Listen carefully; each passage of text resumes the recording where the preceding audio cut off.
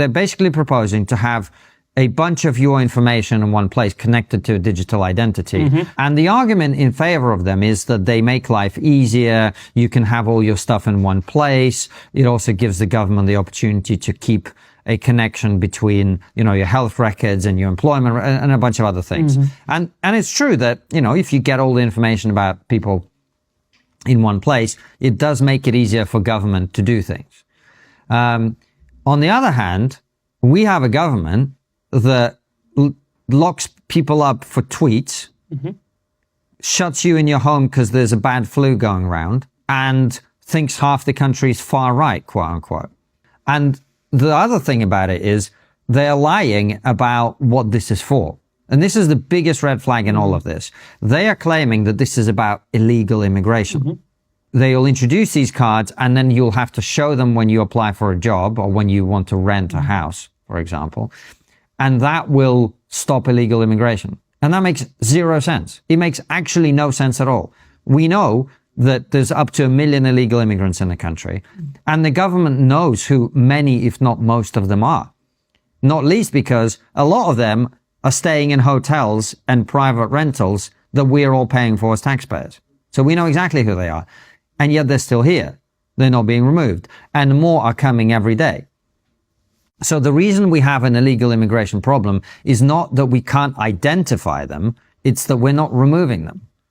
And this has got, basically, they're just straight up, the government is lying to you. It's about building the infrastructure of control so that then you can control people's behavior. And also, you don't need to be on a particular side of the political spectrum to see what a danger this is. So the example I would use is, if you are somebody who's watching this or listening to this, who thinks Nigel Farage is a far right, Nazi, fascist, whatever, are you sure you want to hand over control of this to someone like him who's currently on course to be the next prime minister? It makes zero sense at all that you would want this level of power given to a government that you think is fascistic. And then a lot of people will be like, well, your government has all your data already. What are you worried about? The reason to worry about it is creating the infrastructure where you have to show this thing to access things. Because what that then creates is effectively a structure in which you can be denied access to certain things based on your identity. For example, as you say, during the pandemic, if you've been identified as a 2-walk-a-day person,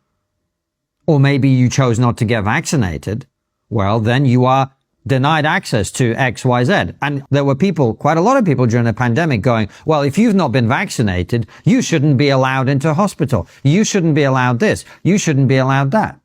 I do not want to give that power to a government that has consistently proven, and not just this government, but an entire political class that has consistently proven itself not only untrustworthy, but authoritarian every time that there's been an opportunity for them to be authoritarian. It won't do anything about the problems they're claiming this addresses for the reasons we've covered.